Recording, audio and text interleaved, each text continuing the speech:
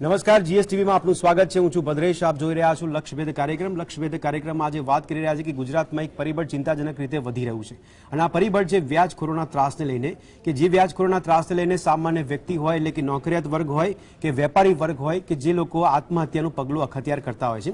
સવાલ એ થાય છે કે આ પ્રકારની પરિસ્થિતિ કેમ વણસી રહી છે। વ્યાજખોરો પર તવાઈ કરવાની તો તંત્ર દ્વારા દાવા કરવામાં આવે છે, કામગીરી બતાવવામાં આવે છે, પણ તેમ છતાં પણ આને કેવી રીતે અટકાવી શકાય છે તેની પર ચર્ચા કરી રહ્યા છે। શા માટે આ જંજાળમાં લોકો ફસાઈ જાય છે અને ફસાયા બાદ પણ જ્યારે તંત્ર પાસે જ્યારે રજૂઆત કરવાની વાત કરવામાં આવે તો જીવના જોખમે પણ તે લોકો ડરતા હોય છે કે તંત્રને કે પોલીસને ફરિયાદ કરે કે કેમ, કારણ કે એવા તત્વો હોય છે, અસામાજિક તત્વોની જેમ જ આ વ્યાજખોરો કામગીરી કરતા હોય કે જેના ભાગરૂપે લોકોના મનમાં એક ડર ઘૂસી ગયો હોય છે, જેના ભાગરૂપે તે લોકો ફરિયાદ કરવા માટે પણ આગળ ન આવતા હોય। અને હવે ખેર તંત્ર દ્વારા લોક દરબાર કરવામાં આવતા હોય છે કે જ્યાં લોકોને આ વિનંતી કરવામાં આવતી હોય કે જે લોકો આ જંજાળમાં ફસાયા છે, જે લોકો વ્યાજખોરના સંકટમાં ફસાયા છે, તે લોકો સામેથી આવે અને ફરિયાદ કરે, જેથી કરી પોલીસ તંત્ર તેવા તત્વો સામે કાર્યવાહી કરી શકે। પરંતુ આ પરિસ્થિતિ શા માટે વણસી રહી છે તેની પર ચિંતા કરી રહ્યા છે, તેની પર ચર્ચા કરી રહ્યા છે। મારી સાથે ચર્ચામાં અત્યારે જોડાયા છે રવીના બ્રહ્મભટ્ટ કે જેઓ સામાજિક વિશ્લેષક છે, દીપકભાઈ વ્યાસ મારી સાથે ચર્ચામાં જોડાયા છે કે જેઓ નિવૃત્ત પોલીસ અધિકારી પણ ચર્ચામાં જોડાયા છે। આ બંનેનું ચર્ચામાં સ્વાગત છે। રીનાજી, શરૂઆત આપનાથી કરવા માંગુ છું। સૌથી પહેલા તો સામાજિક વિશ્લેષક તરીકે આ પરિસ્થિતિ સમાજમાં જે ઊભી થઈ રહી છે તેના માટે આપનું આંકલન શું કહે છે? સામાન્ય નોકરિયાત વર્ગ હોય કે વેપારી વર્ગ હોય, એ સામાન્ય વ્યક્તિ કે કોઈ પણ યુવા હોય જે કદાચ નવું સાહસ કરવા માંગતો હોય પણ વ્યાજખોરો તેની પરિસ્થિતિનો ફાયદો ઉઠાવતા હોય છે। જી ભદ્રેશભાઈ, એકચ્યુઅલમાં ખરેખર જોવા જઈએ તો વ્યાજખોરોનો આતંક ખૂબ વધી ગયો છે અને આમ જોવા જઈએ તો ખરેખર માફિયા કહી શકાય। આ એક માફિયા વૃત્તિ છે। તમે જુઓ તો જે લોકો વ્યાજે જ્યારે રૂપિયા લે છે ત્યારે લોકો મજબૂર લોકો હોય છે, એમની પાસે એવું કંઈ હોતું નથી, ન છૂટકે એ લોકો એક ઓપ્શન તરીકે ખરેખર કરે છે। બીજી વસ્તુ તમને જણાવવા માંગીશ કે સરકારે ખરેખર પોતે કેટલી બધી લોનની સિસ્ટમો વિકસાવી છે, જેમાં સ્ટાર્ટઅપ માટે ખાસ, પરંતુ તમે જુઓ કે જે માલે તુજાર લોકો છે અથવા જે કોર્પોરેટ ગૃહો છે એમને તમે જુઓ તો કરોડોની નોટો, કરોડો રૂપિયા એમ જ ધિરાણ કરી દેવામાં આવે છે એવી કોઈ શરત વગર। જ્યારે નાનો માણસ ત્યાં જ્યારે લોન લેવા જાય છે ત્યારે ફ્રિકવન્ટલી ધક્કા ખાવા પડે છે, કેટલા ડોક્યુમેન્ટ રજૂ કરવા પડે છે અને એટલી વાર રિજેક્ટ થયા પછી તમે જો તો લોન મળે છે, એટલે એટલી આકરી શરતો હોય છે। અને આ પગલાના લીધે તમે જુઓ તો લોકો કંટાળી અને વ્યાજખોરો પાસે જાય છે અને 9 કે 10% જેટલું ચક્રવૃદ્ધિ વ્યાજ કહી શકાય એટલા ઊંડા, એટલા મોટી રકમને પોતે આપી અને તમે જો તો વ્યાજે રૂપિયા લે છે। એટલે આ તમે જો તો આ જે સ્થિતિ છે એ ખરેખર તો આપણને સામંતશાહી યુગની યાદ અપાવે છે। સામંતશાહી યુગમાં તમે જો તો આ જ વસ્તુ હતી અને આજે ફરી એ જ દોર આવી ગયો છે। પણ રીનાજી, આમાં માત્ર વ્યાજખોરોની વાત નથી, જે દેવામાં આવી જાય જે વ્યક્તિ છે એનું દેવાનું ચક્કરમાંથી બહાર નીકળી શકતું નથી। એકવાર એમાં ભરાય જાય પછી ચક્કરમાં વધારે વધારે ભરાતો જતો હોય છે અને એવા સમયે છેલ્લે એનું નિષ્કર્ષ એ નીકળે છે કે વ્યક્તિ કંટાળીને પોતાના પરિવારના સભ્યોને મારવા તૈયાર થઈ જાય અને પોતે પણ આત્મહત્યા કરી લે। ભદ્રેશભાઈ, હમણાં જ મેં કહ્યું કે ખરેખર આ સામંતશાહી અથવા એક ચક્રવૃદ્ધિ વ્યાજ છે કે જેનો અંત આવતો જ નથી। માણસ એકવાર આ ચક્રમાં ફસાય છે પછી કોન્સ્ટન્ટ એમાં ફરતો જ રહે છે। વ્યાજ એની કદાચ મૂડી તો નીકળી જાય છે પરંતુ જે વ્યાજનો જે સિલસિલો છે અટકતો નથી।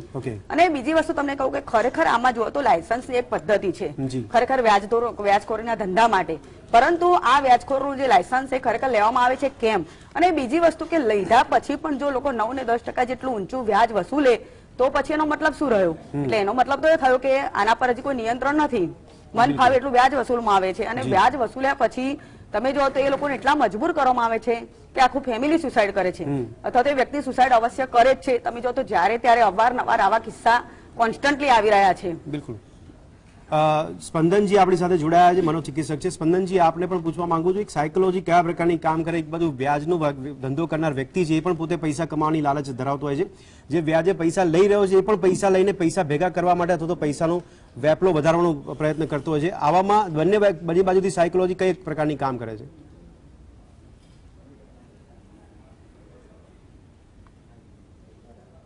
જી આદિત્યજી, આપને આ સવાલ પૂછવા માંગુ છું, જે રીતે આ સ્થિતિ જોવા મળી રહી છે એમાં વ્યાજે પૈસા આપનાર વ્યક્તિ હોય કે લેનાર વ્યક્તિ હોય, બંને પૈસાના આખરે કેન્દ્ર બિંદુમાં પૈસા જ આવે છે કે વ્યાપાર આવે છે? શું કહેશો આપ?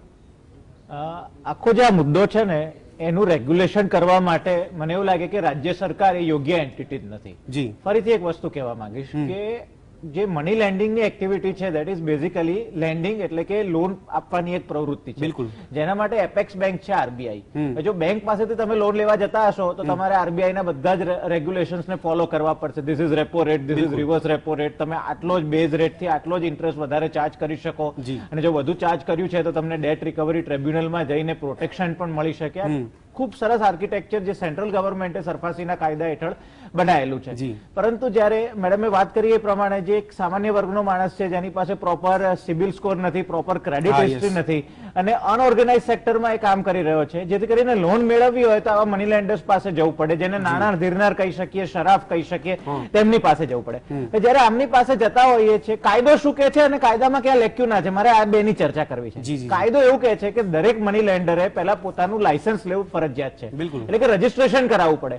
દર 5 વર્ષે તેનું રજીસ્ટ્રેશન છે રિન્યુ કરાવવું પડે. જી. અને ઇન ધ ઇન્ટરેગ્નમ જેટલા લોકોને તમે લોન આપો છો એનું એક ચોપડે રજીસ્ટર મેન્ટેન કરવું પડે. જી. કયા મહિને કેટલું વ્યાજ તમે ચડાવ્યું એનું એક આખું સ્ટેટમેન્ટ હોય અને દર 6 મહિને એ સ્ટેટમેન્ટ જે છે તે આપે જેને પણ નાણાં આપની પાસેથી લીધા છે તેને તમારે શેર કરવું પડે. જસ્ટ લાઈક અ બેંક કે જે તમને લોનનું સ્ટેટમેન્ટ આપે એવી રીતે તમારે તમારું લોનનું સ્ટેટમેન્ટ તમારા બોરોવરને તમારે શેર કરવું પડે. જી.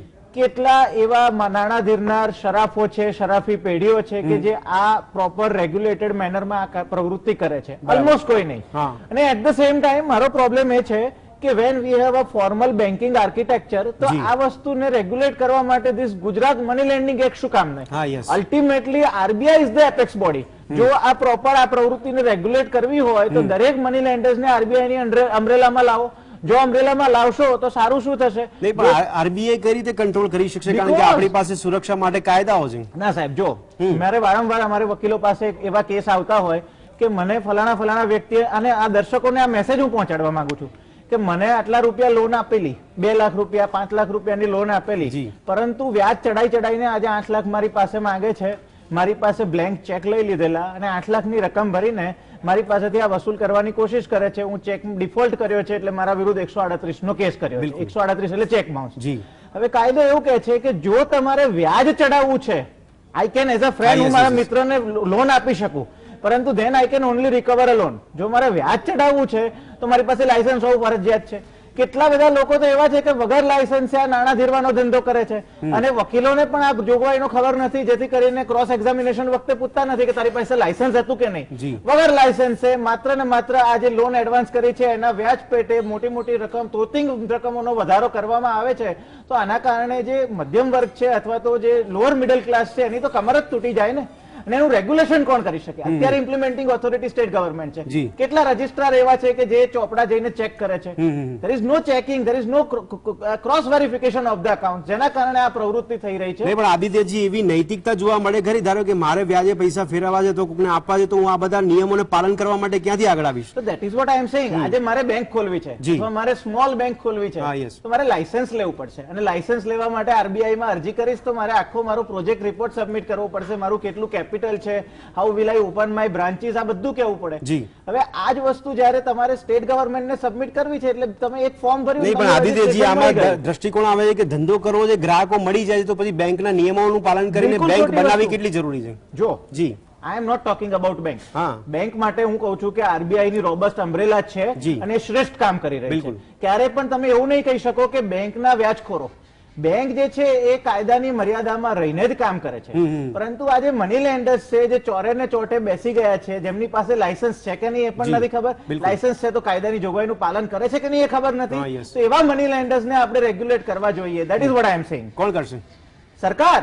અને એ જ કહું છું કે અત્યારે ગુજરાત મની લેન્ડર્સ એક્ટ છે એટલે ગુજરાત સરકારની જવાબદારી છે. હું એવું કહું છું કે આ બધા મની લેન્ડર્સ ફરિયાદ વગર જાતે કેવી રીતે સરકાર જાણી જોઈને કામ કરશે? સાહેબ, સરકાર પાસે તમામ પાવર્સ છે. સરકાર પાસે કાયદો બનાવવાના પાવર્સ છે, કાયદો અમલ કરવાના પાવર્સ છે. સરકાર નહીં કરે તો કોણ કરશે? નહીં, પણ પોલીસ તંત્ર જે રીતે રાહ જોતું હોય છે કે ફરિયાદી આવે, ફરિયાદ કરે તો અમે કાર્યવાહી કરે, આ પરિસ્થિતિ નથી જોવા મળતી આપણે.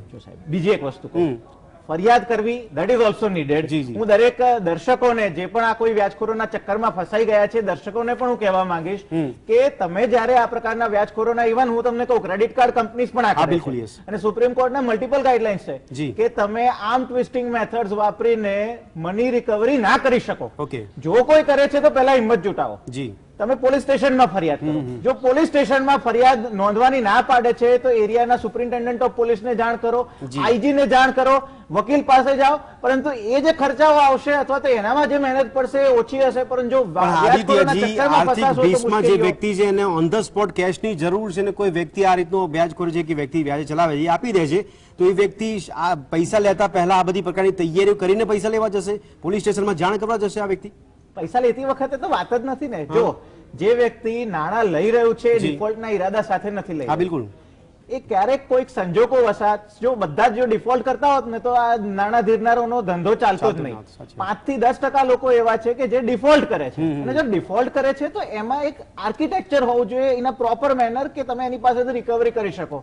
કેમ એનપીએ નું આખું રોબસ્ટ આર્કિટેક્ચર છે કે કોઈ પણ જો લોન તમે ભરવામાં ડિફોલ્ટ કરો છો તો it will be declared as an NPA અને એનપીએ કર્યા પછી સ્ટેપ 1 સ્ટેપ 2 સ્ટેપ 3 આખી મિકેનિઝમ છે. એ મની લેન્ડિંગના કાયદામાં કેમ નથી અને ત્યાં જ પ્રોબ્લેમ છે. ઓકે નિવૃત્ત પોલીસ અધિકારી દીપકભાઈ આપણી સાથે જોડાયેલા છે. દીપકભાઈ આપને અવાજ આવતો હોય તો સવાલ મારો એ છે કે આ પ્રકારની પરિસ્થિતિ વચ્ચે કાયદો વ્યવસ્થા કેટલી અસર કરી રહી છે? કારણ કે એક બાજુ ભલે લોક દરબાર કરવામાં આવતા હોય, ફરિયાદીઓને સામેથી આમંત્રણ આપવામાં આવતું હોય અને ત્યારબાદ તવાઈ બોલાવવામાં આવતી હોય, આ એક રસ્તો છે પરમનન્ટ? સર્વપ્રથમ તો હું આપને આ ચર્ચા ઉકેલવા માટે ખૂબ અભિનંદન આપું છું. સાથે સાથે વ્યાજનું વિષચક્ર છે ને એ આ સોસાયટીનું કેન્સર છે. બિલકુલ રાજ્યના નાનામાં નાના ગામથી મોટા મોટા શહેર સુધી વ્યાજનું વિષચક્ર એટલું બધું ફેલાયું છે. સોસાયટી ઉપર વ્યાજખોરોનો ખૂબ જ મોટો અંકુશ છે.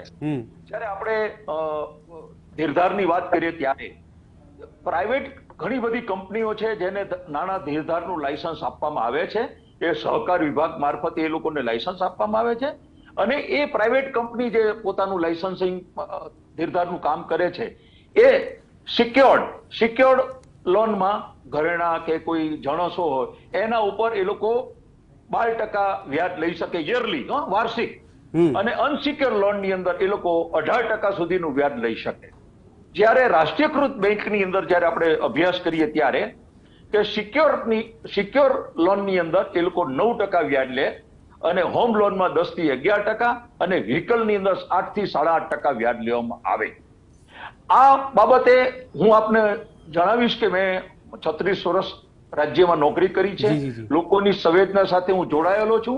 વ્યાજનું વિષચક્રની હું પહેલેથી વાત કરીશ કે નાનામાં નાનો મજૂર છે, શાકભાજી વાળો, એ પોતે પોતાની લારી ચલાવવા માટે એને પૈસા જોતા હોય તો એ જે ધીરધારનું કામ કરતા હોય એવા લુખ્ખા લોકો અને થોડા મજબૂત વર્ષોથી પૈસા કમાયેલા વ્યક્તિ હોય એ લોકો સોસાયટી પર અંકુશ ધરાવતા હોય એની પાસે 1000 રૂપિયા ધારો કે લાયસન્સ પોતે સવારે શાકભાજીને વેચવા માટે માલ લેવા માટે લે, એ સવારે 1000 રૂપિયા લે, સાંજે એને 1100 રૂપિયા એને પાછા આપવા પડે.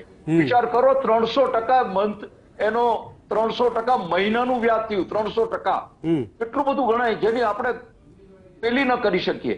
સાથે સાથે એ પણ છે કે દરેક જે વ્યાજખોરનો ચુંગલ છે એ આખી સોસાયટીમાં તમામ જગ્યાએ વ્યાપ્ત છે. આ સોસાયટીની અંદર તમામ વ્યક્તિઓ, કોઈ વ્યક્તિ એવું નહીં હોય કે જેને ખબર નહીં હોય કે આ વ્યક્તિ વ્યાજ વટાવવાનો કરે છે. દીપકભાઈ પણ કાર્યવાહી કેટલી સંતોષકારક આપને લાગી રહી છે? આમાં પણ જે વધારે પડતા વ્યાજે પૈસા ફેરવનાર એવા ઘણા તત્વો છે કે જેમની પાછળ મોટા મોટા અને મજબૂત પીઠબળ હોય છે કે જેની સામે પોલીસ તંત્ર બી કામગીરી નથી કરી શકતું. હવે હું આપના માધ્યમથી દર્શકોને જણાવીશ કે તમે આવા વ્યાજખોરો બાબતની માહિતી સહકાર વિભાગને, પોલીસ કમિશનરને, ડીજી સાહેબને તમે જાણ કરો. તમારું નામ ગુપ્ત રાખવામાં આવશે. અત્યારે રાજ્ય સરકારે, હોમ મિનિસ્ટર સાહેબે જે ઝુંબેશ ચાલુ કરી છે એની અંદર બધા લોકો સહકાર આપે. આપણે કોઈ પણ વસ્તુની પોઝિટિવ લઈને એને પરિણામલક્ષી પ્રયાસો માટે તમામે કોઈ જે વ્યક્તિઓ આ બાબતમાં જાણતો આ વિષચક્રને ડામવું હોય તો બધાએ પાર્ટિસિપેટ કરવું પડશે. અને કોઈ જગ્યાએ એવું પણ લાગે દીપકભાઈ કોઈ પણ વ્યક્તિ હોય તો, દીપકભાઈ આપ એવું કહી રહ્યા છો કોઈ પણ વ્યક્તિ સામે ફરિયાદ કરવા માટે?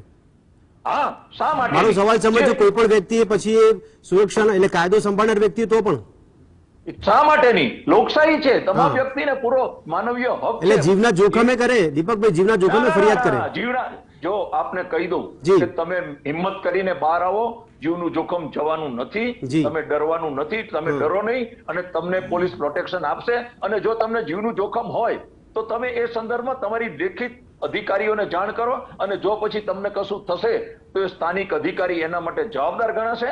બિલકુલ પોલીસની પબ્લિક પ્રત્યેની એકાઉન્ટેબિલિટી છે. પોલીસ હંમેશા લોકોની સેવા, અને ઘણી વખતે 2-5% પોલીસ અધિકારીઓએ પોતાની જવાબદારી પ્રોપર ન નિભાવી હોય એનો મતલબ એવું નથી કે બીજા અધિકારીઓ કામ નથી કરતા. પણ ઘણા ખરા કિસ્સામાં દીપકભાઈ, ઘણા ખરા કિસ્સામાં કાયદો જયારે કામ કરવાની જરૂર પડતી હોય ત્યાં કાયદા પર પણ પૈસાનું વર્ચસ્વ કે પૈસાનો પ્રભાવ વધી જાય છે. 100% જે આરોપી હોય છે એને આરોપીએ ફરિયાદીના વ્યાજમાં લડવાનું હોય છે, જ્યારે ફરિયાદીએ પોતાના મુદ્દલમાં લડવાનું હોય છે. પણ સાથે સાથે એ સારા એડવોકેટ રાખે, પોતે સારી, અને ખાસ કરીને હું મારા અનુભવ કહીશ કે જે આ વ્યાજ વટાવનું કામ કરતો હોય છે કે કોઈ પણ વ્યક્તિ, મારી દ્રષ્ટિએ પ્રાઇમા ફેસી હું કોઈનું નામ નહીં આપું, પણ એ રાજકીય વ્યક્તિ સાથે કે અસામાજિક તત્વો સાથે જોડાયેલો છે. એના કારણે સમાજના જે વ્યાજ વટાવનું કામ કરતા હોય છે 2 નંબરનું, એના ઉપર લોકોનો ડર હોય છે, અને સ્થાનિક ત્યાંના જે પ્રતિષ્ઠિત માણસો પણ આવા વ્યાજખોરોના પ્રભાવમાં હોય છે. એટલે બધા લોકો, એક વ્યક્તિથી નહીં, બધા જ લોકો સાથે મળીને આની સંયુક્ત સકારાત્મક પ્રયાસ કરવો જોઈએ. અને હોમ મિનિસ્ટર સાહેબે જે ઝુંબેશ ચાલુ કરી છે એની અંદર તમામ લોકો આમાં પોતાનો સહકાર આપે, પરિણામ મળશે ને મળશે. ઠીક છે દીપકભાઈ, આશા રાખીએ છીએ આપે જે આશ્વાસન આપ્યું છે એ પ્રકારની પરિસ્થિતિ ઊભી થાય. પણ સ્પંદન ઠાકર આપણી સાથે જોડાયા છે, મનોચિકિત્સક છે. સ્પંદનજી, કયા પ્રકારની માનસિકતાની પાછળ કામ કરી રહી છે? કારણ કે પેલું વ્યાજખોરની વાત નથી, માત્ર દેવું થઈ જાય છે ને વ્યક્તિ પછી દેવામાં ડિપ્રેશનમાં જતો રહે અને આ પ્રકારનું પગલું ભરી શકતો હોય છે. આ પ્રકારના નિર્ણય લેવા પાછળ માનસિકતા અને સાયકોલોજી કયા પ્રકારની કામ કરે છે? કારણ કે આખરે પૈસા કેન્દ્ર બિંદુમાં આવે છે. સ્પંદનજી, આજનું જે 20 ચક્ર છે ને એ કઈ નવાઈની વાત નથી. પહેલા પણ આપણે જયારે નાના હતા ત્યારે ચક્રવૃદ્ધિ વ્યાજ માટેની એક આખો ને આખો વાર્તા આવતી હતી. એ જ ચક્ર વર્ષોથી ચાલુ રહે છે, પરંતુ એનો ટાઈપ બદલાતો રહે છે. અત્યારે સાહેબશ્રીએ કીધું એ રીતે આપણા જોડે ઓપ્શન છે, પણ જયારે જે વ્યક્તિ વ્યાજની અંદર ફસાઈ જાય છે, જયારે એ 20 ચક્રની અંદર ભરાઈ જાય છે, ત્યારે એને કદાચ બીજું કશા જ ઉપાયો દેખાતા નથી, કારણ કે માનસિક રીતે ત્રસ્ત થઈ જાય છે. અને જયારે માનસિકતા તૂટી જાય છે ત્યારે જે એના હતાશાનો જે એની આગળ ભરાઈ જાય છે, ત્યારે હંમેશા એવા જ પગલાઓ ભરે છે જે તેની પોતાની ફિઝિકલ અને મેન્ટલ કેપેસિટીની બહાર જતા રહેવાના કારણે વધારે ને વધારે એમાં ઊંડો ઉતરતો જાય છે. જે મળ હોય છે એની અંદરથી બહાર નીકળવાના જેટલા પ્રયત્ન કરો ને એટલા તમે વધારે ફસાવ જેવી સ્થિતિ બનતી હોય છે. ઘણા બધા લોકો સ્પંદનજી, આપણે સિક્યુરિટીની વાત કરીએ છીએ, પરિસ્થિતિમાંથી આવતા હોય છે કે જ્યારે તેમની જોડે કોઈ ઉપાય બાકી નથી રહેતો અને છેવટે આ માનસિકતાની અંદર જ ઘણીવાર આત્મહત્યા કરી લેતા હોય છે, કાં તો મલ્ટિપલ ટાઈમ પ્રયત્ન કરે છે, કારણ કે એમના મગજની અંદર આના સિવાયના બીજા કોઈ જ વિચાર નથી આવતા. એમને જે આશ્વાસન આપનારા લોકો છે એ પણ એ વખતે એમની સાથે ઉભા નથી રહી શકતા, કારણ કે જે દબાણ છે રૂપિયાનું એ ક્યાંક ને ક્યાંક એમની જોડેના બધા સંપર્ક વિહોણો કરી દે છે. એ કોઈની જોડેથી રૂપિયા લેવા માટે બીજા જોડેથી લે છે. ધીમે ધીમે સોશિયલ સપોર્ટ પણ જતો રહે છે અને પરિવાર અને પોતે, આના સિવાય ત્રીજો કોઈ ઉપાય અમને દેખાતો નથી. નહીં, પણ સોશિયલી સુરક્ષાની પણ દ્રષ્ટિકોણથી અને કાયદાના દ્રષ્ટિકોણથી પણ દાવા કરવામાં આવે છે કે એમને સુરક્ષા આપવામાં આવશે, તેમ છતાં પણ આત્મહત્યા કરવાનું પગલું ભરી લેતા હોય છે. કારણ કે એ સમય એમના મગજની અંદર જે આપણે આશ્વાસનની વાત કરીએ માત્ર આશ્વાસન બનીને રહી જાય છે. એમને જે દેખીતા ઉપાય હોય છે કે કહી શકાય કે જો સાયકેટ્રીની ભાષામાં કહીએ તો એમનું જે લોજિકલ થિંકિંગ છે ઝીરો થઈ જાય છે. મગજ ઉપર માત્ર ને માત્ર જે હતાશા છે એનો જ વિચાર એટલો બધો હાવી થઈ જાય છે કે જે ઉપાય આપણે કહીએ છીએ એ ઉપાયને એક્સેપ્ટ કરવાની હોશ એમનામાં રહેતી નથી. જી જી, રીનાજી, સવાલ એ સામાજિક પરિપ્રેક્ષમાં કઈ રીતે જોઈ રહ્યા છો આ પરિસ્થિતિમાં? કારણ કે વ્યક્તિ કદાચ ફરિયાદ કરવા પણ આગળ આવે અને કદાચ એમાંથી બહાર એને નીકળવું છે, પણ એને કદાચ સમાજના એવા પરિબળો પણ છે કે જે વ્યાજના ચક્કરમાં ફસાવે છે, એટલે કંઈક અલગ નજરથી જોતા આવે છે. જી, સૌથી પહેલી વાત, ખરેખર આના મૂળિયા આમ જોવા જાઓ તો ખરેખર એક તો બેરોજગારી અને મોંઘવારી આ બંને છે. તમને કહું તો 2021માં લગભગ 21,000 જેટલા, સોરી 12,028 જેટલા વેપારીઓએ આત્મહત્યા કરી. તમે જુઓ, આપણે આત્મહત્યાને અહીંયા ભલે અત્યારે વ્યાજખોરીની વાત કરી રહ્યા છીએ, પરંતુ ખરેખર દરેક પરિપ્રેક્ષમાં જોવામાં આવે તો ખરેખર 2021માં 12,000 જેટલા વેપારીઓ આત્મહત્યા કરીને મતલબ શું થયો? એક બહુ સીધી વાત છે કે લોકો આજે દબાયેલા છે, ચો તરફથી ભીસાયેલા છે, તેમની પાસે કોઈ સોર્સ નથી, કોઈ આવક નથી, એટલે ના છૂટકે તમે જો તમે શરૂઆતમાં કહ્યું એમ વ્યાજખોરો પાસે જવાનું ઓપ્શન બચે છે, બીજો કોઈ ઓપ્શન બચતો નથી. એટલે સરકાર જયારે આજે તમે જો તો લોનની પ્રક્રિયા હળવી બનાવવા જઈ રહી છે, અથવા તો બિઝનેસ ધંધાઓ માટે અથવા સ્ટાર્ટઅપ માટે તમે જુઓ તો અલાયદી વ્યવસ્થા કરે છે, પરંતુ અહીં જોવાનું એ જ રહે છે કે ખરેખર એ શું ખરેખર સુપેરે લાગુ પડે છે કે કેમ? કેમ કે આજે જયારે કોઈની પાસે કોઈ પણ રસ્તો બચતો નથી, એને ખુદને ખ્યાલ હોય છે, કેમ કે આપણે આ સિચ્યુએશન જોઈએ છીએ. બીજું કે પાછલા તમે જુઓ તો લગભગ 5 વર્ષમાં 35% જેટલી વૃદ્ધિ થઈ છે આત્મહત્યાના કેસોમાં, જેમાં સુરત મોખરે છે. સુરત શહેરમાં તમે જુઓ તો સૌથી વધુ આત્મહત્યાના કેસો નોંધાઈ રહ્યા છે. એટલે આપણે વ્યાજખોરીની વાત કરી રહ્યા છીએ, પરંતુ તમે જુઓ તો સમાજમાં અત્યારની જે હાલની સ્થિતિ છે એ પણ એની એટલા માટે જ જવાબદાર છે, કેમ કે લોકો માટે તમે જુઓ તો ખરેખર અત્યારે મોંઘવારી, બેરોજગારી, બીજું કે રોગચાળો કે જેમાં દવાના પૈસા પણ બેફામપણે વપરાય છે. એટલે ખરેખર સિચ્યુએશન એવી છે કે લોકો પ્રેશર અનુભવે છે. બીજી વસ્તુ કહું કે આત્મહત્યાની જયારે વાત કરવામાં આવે છે ત્યારે ખરેખર દરેક કેટેગરી અલગ કરી શકાય. ક્યાંક વિદ્યાર્થીઓ પણ આત્મહત્યા કરી રહ્યા છે, તો ક્યાંક વેપારીઓ કરી રહ્યા છે, તો ક્યાંક તમે જુઓ તો વ્યાજખોરોના લીધે, આતંકના લીધે ક્યાંક આત્મહત્યાઓ થઈ રહી છે. સ્ત્રીઓ કરે છે અલગ છે, બીજું કે માનસિક રોગીઓ કરે છે અલગ છે. એટલે સમાજમાં તમે જુઓ તો જે અત્યારે ખરેખર સિચ્યુએશન ઉભી થઈ છે એના લીધે આત્મહત્યાનો જે રોકેટ ગતિએ જે દર વધી રહ્યો છે એ ખરેખર એની પાછળ ઘણા બધા કારણો છે અને બધા અલગ અલગ કારણો છે. બિલકુલ, આત્મહત્યા કરવા પાછળના ઘણા કારણો સામે આવતા છે. પણ આદિત્યજી, સવાલ મારો એ છે, કાયદો કઈ રીતે અહીંયા કામ કરે છે? કારણ કે કાયદાની દ્રષ્ટિએ જો આ બધું પ્રકારનું ગતિવિધિઓ કરવામાં આવે તો કદાચ કોઈ આ પ્રકારની ગતિવિધિ કરશે પણ નહીં, કારણ કે કાયદાની ચુંગાલમાં બી લોકો ફસાવા નથી માંગતા. મની લેન્ડિંગની પ્રવૃત્તિ સાથે હું બે કાયદાની ચર્ચા કરવા માંગીશ. એક તો જે ફાઇનાન્શિયલ સિસ્ટમના કાયદાઓ છે તે, અને બીજા છે ક્રિમિનલ કાયદાઓ. અને બંનેનું એપિસેન્ટર શું છે તો કે ગુજરાત મની લેન્ડિંગ એક્ટ 2011, જેની જોગવાઈઓની ચર્ચા તો મેં આની પહેલા વાત કરી દીધી કે લાયસન્સ લેવું પડે, ચોપડા મેન્ટેન કરવા પડે, અકાઉન્ટ્સ આપવા પડે. These are the mandatory provisions. હવે આમાં પણ બે ભાગ છે. એક તો એવું છે કે એક કોમન મેન છે ને બેન્કિંગ સિસ્ટમ થી ગભરાતો હોય છે. જયારે તમારી પાસે ઘરેણા છે તો તમને ગોલ્ડ લોન મળવાની જ છે અને that is an organise sector. એને આરબીઆઈ ના ગાઈડલાઇન્સ ફોલો કરવા પડશે. પણ એક કોમન માઇન્ડસેટ કે જો આપણી પાસે ઘરેણા છે, આર્થિક સંકટ આવી ગયું તો we have to go to the money lander. અને પછીથી એ જે વ્યાજની ચુંગાલમાં તમને ફસાઈને તમારા ઘરેણા પાછા નહીં આપે ત્યારે તમે એના બાબતે ગ્લાનિ અનુભવશો. તો પહેલી વસ્તુ એ છે કે જ્યારે પણ તમે કોઈ પણ આવકના સ્ત્રોત ધરાવો છો 5 લાખ સુધી તો તમને ઇન્કમ ટેક્સમાં પણ મુક્તિ છે. જો તમે ઇન્કમ ટેક્સ રિટર્ન ભરતા હશો તો તમારી એક સારી ક્રેડિટ હિસ્ટ્રી બિલ્ડ થશે, બેન્કિંગ ચેનલમાંથી તમને રૂપિયા મળી શકશે. આજની તારીખે મુદ્રા લોન બધાને મળી રહી છે, જેને પણ અનસિક્યોર્ડ લોન ગવર્મેન્ટ સિક્યોરિટી આપી રહી છે. એની સામે જો ઘરેણા છે તો તમને ગોલ્ડ લોન મળી જાય છે. પરંતુ એક બેન્કિંગ સિસ્ટમમાં કોન્ફિડન્સથી જઈને તમારે અકાઉન્ટ ખોલાવવાનું છે તો એ જો તમે એ હિંમત નથી રાખતા તો એના કારણે પાછળથી you are facing the consequences. પણ આદિત્યજી, એ પ્રોસેસ બી બહુ લેન્ધી જોવા મળતી હોય. ઘણા લોકો જે સિવિલના સ્કોરથી પણ ડરે છે. આપની વાત સાચી છે, લોન નથી મળતી. મારે એક ડિરેક્શન આપવાની છે. પ્રધાનમંત્રી મુદ્રા યોજના છે એવી જ રીતના જનધન યોજના છે. જો જનધન યોજના છે તો અકાઉન્ટ પહેલા કરતા ખોલવાનો જે દર છે આસાન થઈ ગયો છે. આઈ ડુ નોટ સે કે it has been totally simplified, પણ પહેલા કરતા સિમ્પ્લિફાઈ થયેલું છે. તો આ સિસ્ટમનો લાભ ઉઠાવવો જોઈએ. આદિત્યજી, ત્યાં બી એવા તત્વો બેઠા છે કે જેમાં ઓળખાણ હોય, લાગવગ ચાલતી હોય, એવા લોકો જ જલ્દીથી જ્યાં સુધી નેશનલાઇઝ બેંક છે આ નથી થઈ રહ્યું, અને જો થઈ રહ્યું છે તો છેવટે તો એ જ છે કે જો કોઈ ગેરકાયદેસર પ્રવૃત્તિ થઈ રહી છે તો તમારે એનો કાયદાનું શરણ લેવું પડશે. બિલકુલ બિલકુલ. પરંતુ જો કાયદાનું શરણ નહીં લો તો છેવટે તો આપણી પાસે ખાલી આ આક્રોશ વ્યક્ત કરવા સિવાય કોઈ ઓપ્શન નહીં. ઓકે આદિત્યજી, તો અને વ્યાજખોરના ચક્કરમાં ફસાયેલો વ્યક્તિ આખરે આત્મહત્યાનું પગલું ભરતો હોય છે ત્યાં સુધી પરિસ્થિતિ વણસે છે કે તે પોતાના પરિવારના સભ્યોને મારવા માટે તૈયાર થઈ જાય છે, તેમની હત્યા કરી નાખે છે. એવો કિસ્સો પણ આજે આપણને જોવા મળ્યો છે. ચર્ચાને આપણે આગળ વધારીએ છીએ. દીપકભાઈ, આપને સવાલ છે મારો. કાયદા વ્યવસ્થાની રૂએ આપ કહો છો કે કાયદા વ્યવસ્થાનો સપોર્ટ લેવો જોઈએ, પણ પરિસ્થિતિ ત્યાં સુધી વણસી જાય છે કે ફરિયાદ કરવા માટે વ્યક્તિ આગળ આવતો નથી, અને ફરિયાદ કરે તો એને એવી આશા હોય છે કે ન્યાય મળશે, પણ ન્યાય મળતો નથી. એમાં વિલંબ થતો હોય છે અને આખરે તે કંટાળીને પછી આ પ્રકારનું પગલું ભરતો હોય છે. ઘણા કેસોમાં એવું બનતું હોય છે. પરંતુ આ બાબત એવી છે કે કોઈ પણ જે ભોગ બનનાર વ્યક્તિ છે એને મારી નમ્ર વિનંતી છે કે તમે તમારી જે ફરિયાદ છે એ સ્થાનિક પોલીસ સ્ટેશનમાં તો તમે એની જાણ કરો, સાથે સાથે ડીએસપી અને ડીઆઈજી, આઈજી અને ડીજી સાહેબને પણ એની કોપી મોકલો. કોઈ પણ જગ્યાએ પોલીસ અધિકારી કે કોઈ વ્યક્તિ એ તમારી ફરિયાદમાં આગુ પાછું ન કરી શકે.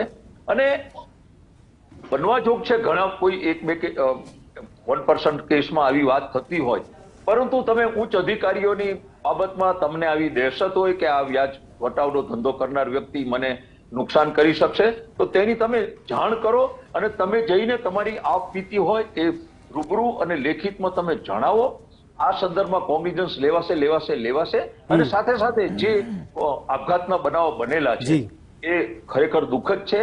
એની તપાસ ઉચ્ચ અધિકારીએ કહીને એના જે વ્યાજખોર જેને દુષ્પ્રેરણથી આ મૃત્યુ પામ્યો છે ને આપઘાત કરેલો છે એને પકડવો જોઈએ. એને પકડીને પણ દીપકભાઈ, ઘણીવાર આપણે રાષ્ટ્રીય તહેવારની વાત કરીએ કે કોઈ ધાર્મિક તહેવાર હોય એવા ટાઈમે પોલીસ તંત્ર એવું કામગીરી કરતું હોય કે એમને ખ્યાલ હોય છે કે કયા પ્રકારના તત્વો અસામાજિક રીતે કામગીરી કરી રહ્યા છે.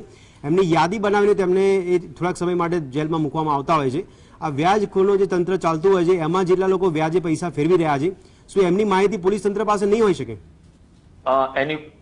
એને એ વ્યાજખોરોને હું વ્હાઇટ કોલર ક્રિમિનલ કહીશ. એ લોકો સામાન્ય રીતે પોતે ઇન્કમ ટેક્સ બી ભરતા હોય છે, બહુ સામાજિક અને ધાર્મિક કાર્યક્રમો કરતા હોય છે અને પોતે સમાજમાં એક પ્રતિષ્ઠા ધરાવતા હોય, પણ સાથે સાથે પોતાના ફોલ્ડરો મારફતે વ્યાજ વટાવનો ધંધો કરતા હોય છે. એ વાતને સ્વીકારવી પડે. અને આ સંદર્ભમાં અત્યારે રાજ્ય સરકાર આ ઝુંબેશ ચલાવે છે તો રાજ્ય સરકારે પોલીસ સ્ટેશન વાઇઝ આ વ્યાજખોરીની યાદીઓ બનાવવી જોઈએ. એ લોકોનું સંપત્તિ, એ લોકોની કાર્ય પદ્ધતિ, એ લોકો શું કામ કરે છે એની હિલચાલ ઉપર ધ્યાન રાખવું જોઈએ. એના મોબાઈલ ફોન છે એના ડેટા કલેક્ટ કરવા જોઈએ. એના ઉપર ચુસ્ત સર્વેલન્સ રાખવામાં આવે તો આ દૂષણને ડામી શકાશે. અને સાથે સાથે હું દર્શકોને પણ જણાવીશ. દીપકભાઈ જોડે એક સવાલનો જવાબ પણ આપ્યો. તો દીપકભાઈ, આ જે કાયદાનું રક્ષણ કરનારા લોકો પણ આની સાથે સંકળાયેલા કેમ જોવા મળે છે? તો નો ડાઉટ આ સોસાયટી જે પોલીસ અધિકારીઓ છે આ સોસાયટીના જ સભ્યો છે. ઘણી બધી જગ્યાએ હોય પણ ખરા. જો એ તમને ઇન્વોલ્વ હોય તો એ અંગેની જાણ તમે ડીજી સાહેબને, ડીએસપી સાહેબને, પોલીસ કમિશનર સાહેબને કરજો. આ બાબતમાં કોગ્નિઝન્સ લેવા હવે પહેલા જેવો નથી. તમારી એપ્લિકેશન હોય છે, તમે શું એપ્લિકેશનનો શું જવાબ દીપકભાઈ, આ સવાલ એટલા માટે થાય છે કે એ પ્રકારની એમની હિંમત ક્યાંથી આવી જાય કે ઘરે વ્યાજના પૈસા લેવા માટે આવે તો પોતાની એની પત્નીને કે એના બાળકોને ઉપાડી જવાની આ પ્રકારની ધમકીઓ આપવામાં આવે છે. આ કોનું પીઠબળ જોવા મળતું છે પાછળ? દીપકભાઈ, આ પ્રકારની ધમકીઓ આપીને પણ વ્યાજના પૈસા લેવા માટે આવતા હોય છે. પરંતુ આ બાબતની તમે કોઈ પણ વસ્તુ તમને ઇનકેસ તમે ફરિયાદ ન કરી શકો તો ટેલિફોનથી પણ જાણ કરો. અત્યારે રાજ્ય સરકાર આ સંદર્ભમાં ખૂબ જ સંવેદનશીલ છે અને આ અંગેના કોગ્નિઝન્સ લેવાશે. અને કોઈ જગ્યાએ પોલીસ અધિકારીનું ઇન્વોલ્વમેન્ટ હોય તો એની પણ તમે જાણ કરો. અને આપણે આ સોસાયટીની અંદર આ દૂષણ કાયમ માટે ના ખતમ થઈ જાય અને લોકોની સુખાકારી વધે એવો સકારાત્મક પ્રયાસ કરવો જોઈએ. નો ડાઉટ ઘણી બધી જગ્યાએ પોલીસ અધિકારીઓનું ઇન્વોલ્વમેન્ટ હોય અથવા જે વ્યાજખોર હોય એ પોલીસની સાથે બેસતો હોય. અને ઘણી બધી જગ્યાએ પણ જોયેલું છે કે વ્યાજખોરો શાંતિ સમિતિના સભ્યો હોય, રાજકીય નેતા હોય, તો એની વિલેજ ક્રાઇમ નોટ ભાગ 4 માં એમાં ગુપ્ત દસ્તાવેજો હોય છે, એની અંદર એની નોંધ કરવી જોઈએ કે આ વ્યક્તિ આવી રીતે વ્હાઇટ કોલર થઈને ફરે છે, એ ખરેખર વ્યાજ વટાવણો છે. તો એની કોન્ફિડન્શિયલ એનો તૈયાર કરવો જોઈએ એનો ડેટા. ઓકે, જી દીપકભાઈ, સ્પંદનજી, આપને સવાલ છે કે કેવી કઈ પરિસ્થિતિ કે જે વ્યક્તિ છે, સામાન્ય વ્યક્તિ કે નોકરિયાત વ્યક્તિ હોય કે વેપારી હોય, દેવામાં ફસાઈ જતો હોય છે, એ પ્રકારની સાયકોલોજી ક્યાં કામ કરતી હોય છે? કારણ કે એ ટાઈમે એમને પોતાનું કામ કઢાવવું હોય છે અને એમાં કોઈ પૈસા જો વ્યાજે આપી દેતો હોય તો 10% 12% પૈસા લેવા માટે તૈયાર થઈ જાય છે.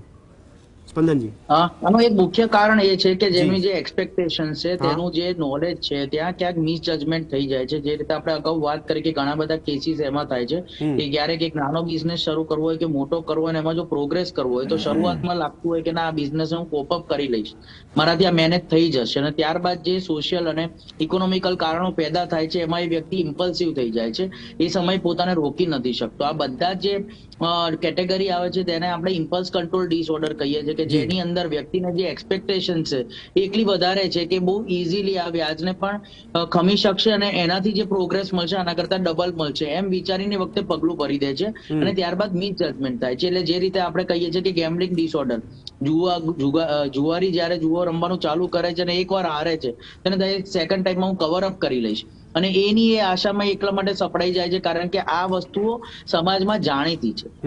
એકવાર તમે આમાં પડ્યા એના પછી જે પગલું ભરવામાં આવશે કદાચ આના કરતા વધારે ખરાબ હશે, એટલે કે અટકી નથી શકતો. અને મેં જેમ અગાઉ વાત કરી કે વ્યાજને કવર કરવા માટે કે રૂપિયાને ભરવા માટે એ પોતાના નજીકના લોકોને પણ એમાં સંડોવે છે. સ્પંદનજી, એવી હિંમત ક્યાંથી લાવવાની ફરિયાદ કરવા માટે? કારણ કે આપે જે વર્ણન કર્યું એમાં સ્થિતિ એવી પણ થાય છે કે જ્યારે સમાજમાં કોઈને ખબર પડશે તો મિત્ર વર્તુળને ખબર પડશે કે આ વ્યાજે પૈસા લાવીને કામ કરી રહ્યો છે તો એ પણ પ્રકારનું પરિબળ કેટલું અસર કરતું હશે, એ પ્રમાણે સાયકોલોજી કેવી રીતે કામ કરતી હશે? એ વખતે પહેલી વસ્તુ એ છે કે જે વ્યક્તિ વ્યાજની અંદર ફસાઈ જાય છે અને પોતાના મિત્રોને કે પોતાના નજીકના સગાને પહેલા જ ઇન્વોલ્વ કરી લીધા હોય છે એટલે એ વ્યક્તિ વધારે નબળો પડે છે.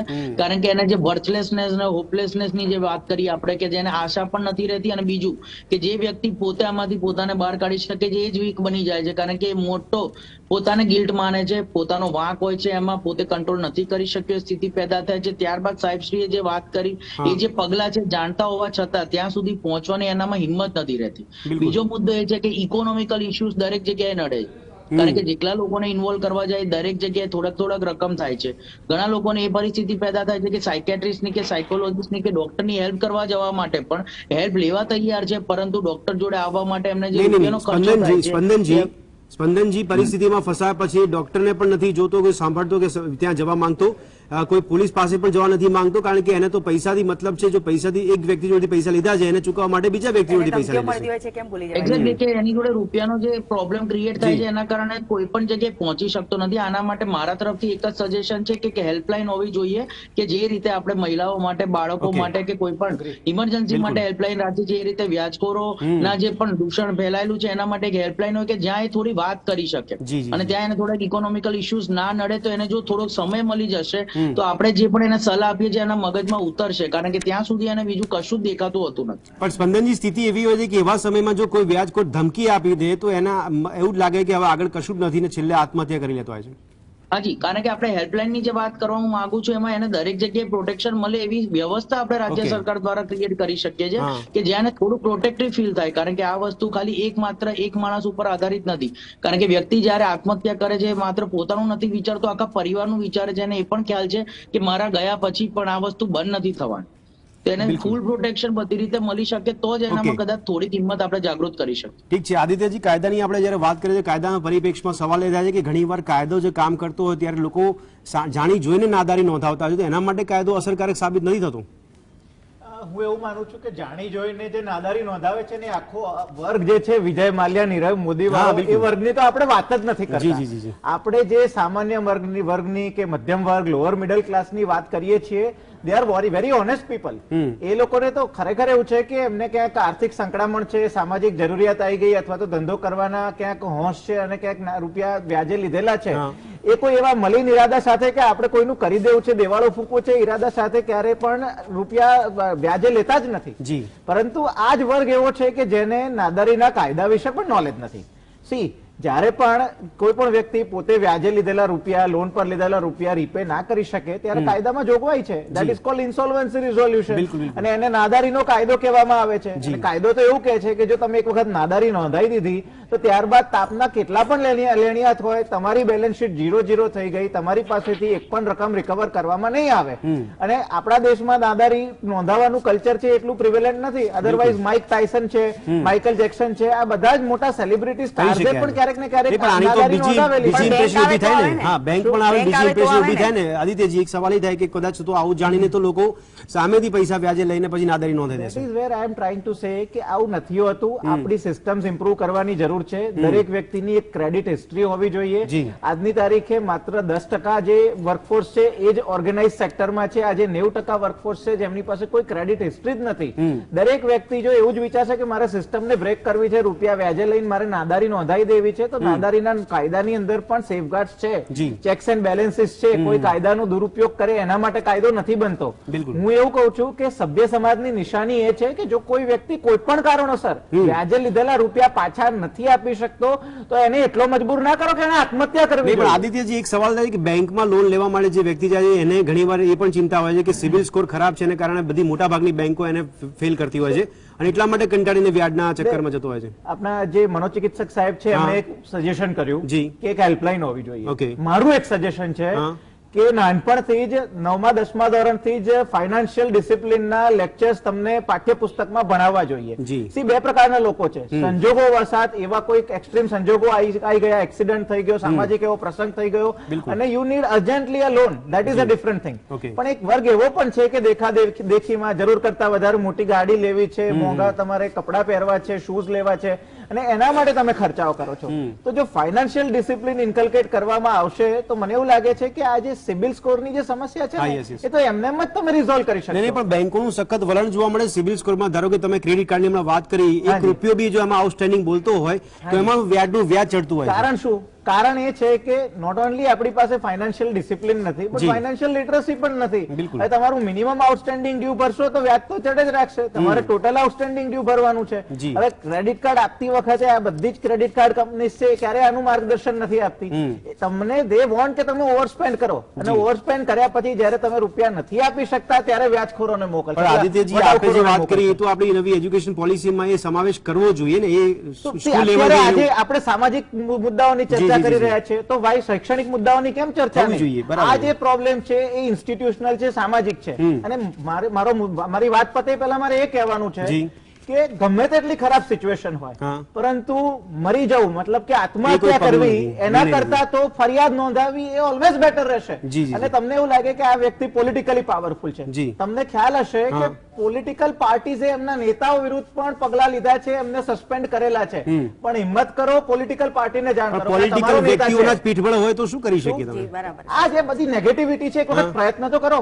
એનો કાઉન્ટર આન્સર એ છે કે તો એનો મતલબ એ આત્મહત્યા કરવાની. નહીં, આત્મહત્યા એનીથિંગ નહીં. Is better than committing suicide. મરી ગયા પછી 306 તો લગાડશે પછી પોલીસ. સ્પંદનજી એવા વ્યક્તિઓ વિશે આપ આંકલન કરો કે કેમ આ પ્રકારનું પગલું ભરી લેતા હોય છે? જેમ આપણા આદિત્યજી કહી રહ્યા છે કે છેલ્લે તો આત્મહત્યા કરવી છે, એના કરતા તમે ફરિયાદ કરો ને. સ્પંદનજી, આપનો અવાજ ફરીથી કહેશો? જે સ્પંદનજી અહીંયા આદિત્યજી કીધું કે કાયદો છે, ફરિયાદ કરો, આત્મહત્યા કરવું એ સોલ્યુશન નથી ને? આત્મહત્યા ક્યારે સોલ્યુશન નથી હોતું. એ અંતિમ ઉપાય તરીકે પણ ક્યારે આપણે સ્વીકારતા નથી. દરેક પ્રોબ્લેમનું ક્યાંક ને ક્યાંક સોલ્યુશન છે. એના માટે ઘણા બધા કાયદાની કે લોકોની કે સાયકેટ્રિસ્ટની, સાયકોલોજીસ્ટની કોઈની પણ મદદ લઈ શકો છો. એ અંતિમ પગલું ક્યારે વિચારમાં આવે છે જ્યારે વ્યક્તિ પૂરેપૂરી આશા ખોઈ બેઠે છે. અને સૌથી મોટું પગલું આ છે કે જ્યારે તમે તમારી સાથે તમારા પરિવારનું ભવિષ્ય પણ નક્કી કરી લો છો. એની સાથે ઘણા બધા ઉપાયો બાકી જ છે. તમે જે વાત કરી કે જે મોટા મોટા લોકો પોતે નાદારી નોંધાવીને ભાગી ગયા છે અને બચીને રહે છે, એના કરતા આપણે જો આપણા કાયદા સાથે પહોંચી જઈએ અને જો એનો સદુપયોગ કરવામાં આવે તો તમે કદાચ આ અંતિમ પગલા કરતા ઘણી બધી વસ્તુઓ કરી શકો છો. એમાં ક્યારેક તમારે જો સજા અનુભવવાની આવે તો એ સજા પણ સ્વીકારવી આત્મહત્યા કરતા વધારે સારું પરિણામ મળી શકે. બિલકુલ રીનાજી, અહીંયા દરેક વર્ગ સંકળાયેલો છે. પછી યુવા વર્ગ હોય, નોકરિયાત વર્ગ હોય, વેપારી વર્ગ હોય, આપે જેમ કીધું, પણ કોઈક વર્ગ એવો પણ છે કે જે પોતાના આર્થિક ફાયદા માટે સામેવાળા વ્યક્તિનું ગમે તે સ્તર પર શોષણ કરવા માટે તૈયાર થઈ જાય છે. જી, આમાં તો વ્યાજખોરો જે બહુ સીધી બાબત છે કે વ્યાજખોરોનું નામ આવે છે. અને આમાં એક વસ્તુ છે ભદ્રેશભાઈ કે મોસ્ટલી તમે જોવા જાઓ તો એક ચોક્કસ સ્પેસિફિક કોમ્યુનિટીમાંથી આવે છે અને એમનો પોતાનો એક રૂઆબ અને ઋતબો એવો ઉભો કરે છે કે સીધી વાત છે કે સામાવાળા માણસ પર એક ઇમ્પ્રેશન તો જામે છે, પણ એક ડરનો પણ માહોલ ભેગો થાય છે, સોરી ઉભો થાય છે. કેમ કે તમને કહું કે આ જૂના જમાનામાં જે આપણી પિક્ચર હતી, I think Mother India, Mother India પિક્ચરમાં તમે જો આ જ વસ્તુ બતાવવામાં આવી છે. લાલા શેઠ એ અત્યારે તમે જુઓ તો સામંતશાહી યુગની યાદ તાજી કરાવતી આ ઘટનાઓ નિરંતર બની રહી છે. અને તમે જુઓ તો આમાં મેં શરૂઆતમાં જ કહ્યું એમ બેંકો મને આના પર વધુ કારણભૂત લાગે છે.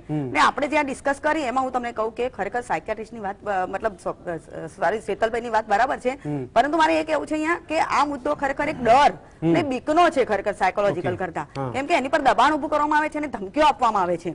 અને ધમકી તમે જો તો એ રીતે આપવામાં આવે છે કે ખુલ્લી રીતે જે માફિયા છે એમને કાયદાનો કોઈ ડર નથી. અને આપણે શરૂઆતમાં જ કહ્યું એમ આ વસ્તુ ઘણીવાર બહાર આવી ચૂકી છે કે પોલીસનું પણ ક્યાંક ને ક્યાંક પીઠબળ તો હોય જ છે સીધું. એટલે જાય તો જાય ક્યાં સામાન્ય વ્યક્તિ? એક બાજુ તમે જુઓ તો એની પર એક આક્રમક કહેવાય કે ચક્રવૃદ્ધિ વ્યાજની તલવાર લટકતી હોય છે. બીજી બાજુ તમે જુઓ તો પોલીસનું એમને સંરક્ષણ મળતું હોવાથી આ માફિયાઓનો કોઈ ડર હોતો નથી. એટલે સીધી વાત છે કે લોકો પાસે કોઈ ઓપ્શન રહેતો નથી, એટલે સુસાઇડ સિવાય કોઈ રસ્તો બચતો જ નથી એની પાસે. ઓકે, આપણે જે વાત કરીએ દીપકભાઈને પૂછી લઈએ. દીપકભાઈ, અહીંયા પરિસ્થિતિ જેમ રીનાબેને વર્ણન કરી છે એ પ્રમાણે કે ચક્રવૃદ્ધિ વ્યાજના ભાર નીચે એટલો દબાયેલો હોય કે ફરિયાદ કરવા માટે આગળ આવતો નથી. અને એવી બીક પણ લાગે છે કે જે હમણાં કીધું એ પ્રમાણે કે કાયદાનું રક્ષણ કરતો વ્યક્તિ છે એ પણ કામ નથી કરતો. મનોચિકિત્સક પણ કેવી રીતે હેલ્પ કરી શકે? આમાં બહુ સીધી વાત છે. દીપકભાઈ, આ એક બેન જે કહે છે એની સાથે હું મારા વિચારો પ્રદર્શિત કરીશ કે તમે કોઈ બધા જ પોલીસ અધિકારીઓ એ વ્યાજ વટાવ વ્યક્તિ સાથે ઇન્વોલ્વ હોય છે એવું નથી. મેં પહેલા જ આપને કહ્યું કે પોલીસ અધિકારી જે પોલીસ સ્ટેશનના અધિકારી આવા વ્યાજ વટાવ વ્યક્તિ સાથે ઇન્વોલ્વ હોય તો એની તમે એના ઉચ્ચ અધિકારીને જાણ કરો અને આવા વ્યક્તિઓને ખુલ્લા પાડવા જોઈએ. અને સાથે સાથે એ પણ કહીશ કે તમે તમારી જે ફરિયાદ છે અને સાથે સાથે હું પણ એ પણ કહીશ કે દરેક સોસાયટીના, દરેક કસ્બાના, ગામડાના, શહેરના, શેરીના, પોળના જે સામાજિક નેતાઓ છે, ધાર્મિક નેતાઓ છે, એ લોકો એ વિસ્તારના વ્યાજ વટાવનો ધંધો કરનાર વ્યક્તિનું એક નામનું યાદી કરીને લોકલ પોલીસને અને પોલીસ કમિશનરને મોકલી આપો. અને આ સંદર્ભમાં આપણે કોઈ પોલીસ કોગ્નિઝન્સ નથી લેતી કે પોલીસ પ્રોટેક્શન આપે છે એવું પણ જો તમારા ધ્યાનમાં આવે તો એ સંદર્ભમાં તમે લેખિત ફરિયાદ કરો. અને એ સંદર્ભમાં જે અધિકારીઓ આ વ્યક્તિને પ્રોટેક્શન આપતો હશે એના વિરુદ્ધમાં રાજ્ય સરકાર ચોક્કસ પગલા લેશે. પરંતુ આપણે દોષારોપણ કરવું બહુ ઈઝી હોય છે, પણ જયારે પ્રેક્ટિકલી આપણે જયારે કરવા જઈએ ત્યારે આપણે કરવું જોઈએ. અત્યાર સુધી હું આપને કહીશ કે મારા અનુભવ પ્રમાણે કોઈ વ્યક્તિ હજી સુધી પોલીસ સ્ટેશનમાં આ વ્યક્તિ વ્યાજ વટાવનો ધંધો કરે છે અને એનો ત્રાસ છે એવું કહેવા માટે આવતો નથી. જ્યારે ગરજવાન હોય એને અક્કલ નથી હોતી, જ્યારે એને પૈસા લેવાના હોય ત્યારે ત્યાંના 5-6 વ્યક્તિને સાથે લઈને વ્યાજ કરવા જતો હોય છે. જ્યારે આ વ્યાજ ન ચૂકવી શકે ત્યારે આ મેટર બહાર આવતી હોય છે. 80% થી 70% લોકો વ્યાજના વિષચક્રમાં ફસાયેલા છે. તમામ લોકોને અમારી નમ્ર વિનંતી છે કે તમે નિર્ભયપણે તમે બહાર આવો. કોઈ જગ્યાએ તમને એવું લાગે કે પોલીસ અધિકારી આમાં ઇન્વોલ્વ છે તો એ સંદર્ભની પણ જાણ કરો, અને કોઈ જગ્યાએ એકદમ તટસ્થ રીતે તપાસ થશે અને તટસ્થ રીતે એના નિર્ણય લેવામાં આવશે. આદિત્યજી, કાયદો એટલો મજબૂત છે ને એટલો મજબૂત રીતે કામ કરે છે એવી કદાચ લોકોને આશા ઓછી હશે સમાજમાં, એવું લાગે છે આપને? હું એવું માનું છું કે જ્યાં સુધી તમે દરવાજો કોઈ ખોલવા માંગતા હો, ખખડાવતા રહો, જ્યાં સુધી દરવાજો ખુલે નહીં. જી, આ કાયદાના પરિપ્રેક્ષ્યમાં સમજાવું તો પહેલા પોલીસ સ્ટેશને જાણ કરો, નથી સાંભળતું કોઈ તો એસપી ને જાણ કરો, આઈજી ને જાણ કરો. હું તો એવું કહું છું કે લોકાયુક્ત ને જાણ કરો. તેની જ સાથે તમને કદાચ ખ્યાલ નહીં હોય પરંતુ સ્ટેટ લેવલે અને નેશનલ લેવલે જો તમારા પત્નીને, તમારા ઘરના સ્ત્રીજનોને અને બાળકોને જો કોઈ હેરાન કરતું હોય તો national commission for protection of child rights, national commission for women, કેટલી બધી જોગવાઈઓ છે. તમને એવું છે કે મેં આ પોલીસ સ્ટેશને જઈને જાણ કરી, કોઈ પગલા ના લેવાયા એટલે નિરાશ થઈને તંત્રને દોષ દીધે રાખવો, ક્યાંક છે વેસ્ટેડ ઇન્ટરેસ્ટ, અને એ વેસ્ટેડ ઇન્ટરેસ્ટ ઉપર સુધી ક્યાંક સંકળાયેલા પણ છે. પરંતુ બધા જ આખી સમાજના દરેક વર્ગના દરેક વ્યક્તિ જો કરપ્ટ જ હશે, ખોટા જ હશે તો સમાજમાં એવા દાખલા ઉભા થયા છે કે આ સ્તર પર રજૂઆત કરવા છતાં પણ પરિણામ ના મળતું ત્યારે knock the door till you get the entry. તમે અને આ બાબતે કદાચ મનોચિકિત્સક સાહેબ વધુ ફોડ પાડી શકશે. ડર છે, નિરાશા છે, હતાશા છે કે કઈ નહીં થઈ શકે. You have to cultivate that fighting spirit. આપણી સોસાયટીમાં જો કોઈ દૂષણો છે તો દૂષણો સામે લડવું એ સારો રસ્તો છે, નહીં કે સુસાઇડ કરવું હોય. અને that is what I M trying to say. Okay, છેલ્લી એડવાઇઝર સ્પંદનજી, આપના મતે આ પરિસ્થિતિમાં એ વ્યક્તિએ શું કરવું જોઈએ? જો વ્યક્તિ પોતાના સુસાઇડના એક પણ વાર થોટ આવે ત્યારે અમે હંમેશા એ કહેતા હોય કે સુસાઇડ એટલે પોતાની હત્યા કરવી. જો એનાથી કોઈ પણ વિચાર કરશો તમે, એ આના કરતા તો સારો જ હશે. મતલબ કે તમે જો મરવાનું વિચારો છો, તમને બીજો કોઈ ભય ના હોય, કારણ કે સૌથી મોટો ભય વ્યક્તિને મૃત્યુનો હોય છે. તો એની પહેલા એ જે એક્સ્ટ્રીમ ટ્રાય કરી શકે એ સૌથી બેસ્ટ ટ્રાય કરશે, અને કદાચ એને કેટલો ફાયદો થાય એના કરતા એક પાઇપલાઇનમાં એક થોટ આવશે અને એક થોટ બીજા ઘણા બધા લોકોને મોટિવેટ કરી શકશે કે એક વ્યક્તિ પ્રયત્ન કરશે તો એ પ્રયત્ન થકી બીજો વ્યક્તિ આગળ વધશે. હંમેશા જ્યારે કોઈ એક વ્યક્તિ શરૂઆત કરે છે ત્યારે એક રેવોલ્યુશન ને ક્રિએટ કરે છે, અને ધીરે ધીરે આપણને મતલબ એક પ્રોગ્રેસિવ ચેન્જીસ જે લાગે છે માત્ર ને માત્ર એ વ્યક્તિને નહીં બીજા ઘણા બધાને મદદ કરી શકે છે. પણ તમારો આ જે અંતિમ ઉપાય છે એ ઉપાય ક્યારે અંતિમ છે એવું માનવું નહીં. Speak out. બિલકુલ. રીનાજી, આપ શું કહેવા? મારે એ કહેવું છે ખાસ તો ભદ્રેશભાઈ કે ખરેખર જીએસટી ના માધ્યમથી મારે ખાસ એ કહેવું છે કે જો જવાબદાર ગવર્મેન્ટના અધિકારી અથવા તો મંત્રીઓ સાંભળતા હોય મારે રજૂઆત કરવી છે અથવા રિક્વેસ્ટ કરવી છે કે ખરેખર આ માટે સૌથી મોટી વસ્તુ એ છે કે જડમૂળમાં જવું જોઈએ. એના માટે લોનના કાયદા એવા બનાવવા જોઈએ કે આસાનીથી મળે. જો લોન જ સામાન્ય એટલે કે આસાનીથી મળવા મળશે તો એક સીધી વાત છે કે લોકો વ્યાજ પર જવાનું તંત્ર દ્વારા ઘણીવાર પ્રચાર કરવામાં આવતો છે કે તમને આ લોન મળશે, આ સ્કીમ તમારી લોન મળશે. તમારે આઈટી રિટર્ન્સ આપવા પડે છે, તમારી આવક સામે તમે ક્યાંથી બતાવશો. ઘણી જગ્યાએ સરકાર પોતે ગેરંટી લેતી હોય છે, પણ એ તો બતાવવું પડે છે ને, તો પણ નથી મળતી ને લોન. લોન નથી મળતી એટલે તો લોકો જાય છે વ્યાજખોરો પાસે, અધરવાઇઝ તો શું કામ લોકો લૂંટાવા અથવા ઓકે. આદિત્યજી, સૌથી પહેલા ત્યાં જ નિરાશા વ્યાપી જાય છે, ત્યારબાદ આ બીજા રસ્તો અખત્યાર કરે છે લોકો. એટલે એટલા હળવા કાયદા બનાવવામાં આવે અથવા નીતિ નિયમો. આ બધાને આપણે કાયદાથી આગળ જઈએ તો ઇકોનોમિક્સમાં એવું છે કે 90% વર્કફોર્સ અનઓર્ગેનાઇઝ સેક્ટરમાં છે, એમની કોઈ ક્રેડિટ હિસ્ટ્રી નથી. સાચી વાત છે. 50% 43% લોકો જે જેથી કરીને જયારે લોન લેવા જવી હોય ત્યારે એમને બેન્કિંગ ચેનલના દ્વાર બંધ હોય છે. પરંતુ કેટલાક લોકો એવા છે કે ના છૂટકે જતા હોય છે, કેટલાક લોકો એવા છે કે આવક હોવા છતાં, મીન્સ હોવા છતાં ક્યારે પણ ઇન્કમ ટેક્સ રિટર્ન ભરવાનું વિચારતા નથી. ફરીથી કહું છું, 5 લાખ સુધી એમ પણ ઇન્કમ ટેક્સ એક્ઝમ્પશન આપેલ છે.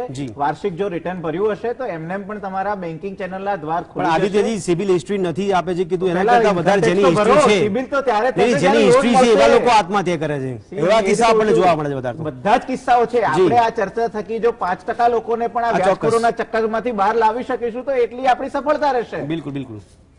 ઓકે, તો દર્શક મિત્રો, આ ચર્ચાને અહીંયા સમાપ્ત કરીશું અને ચર્ચામાં ખાસ એક નિષ્કર્ષ કાઢવાનો પ્રયત્ન કર્યો હતો કે જે વ્યાજખોરોના ચક્કરમાં ફસાયા છે અથવા દેવામાં ફસાયા છે તે લોકો સાયકોલોજીકલી પણ પોતાનું ધ્યાન રાખી શકે તેની પણ એક માહિતી મેળવવાનો પ્રયત્ન કર્યો. સ્પંદનજીએ જે રીતે રસ્તો બતાવ્યો છે કે આત્મહત્યા કરવું એ છેલ્લું નિર્ણય નથી, છેલ્લું પગલું નથી, પરંતુ એટલી જો હિંમત આવતી હોય તો એના કરતાં તો ફરિયાદ કરવી વધારે સારી છે.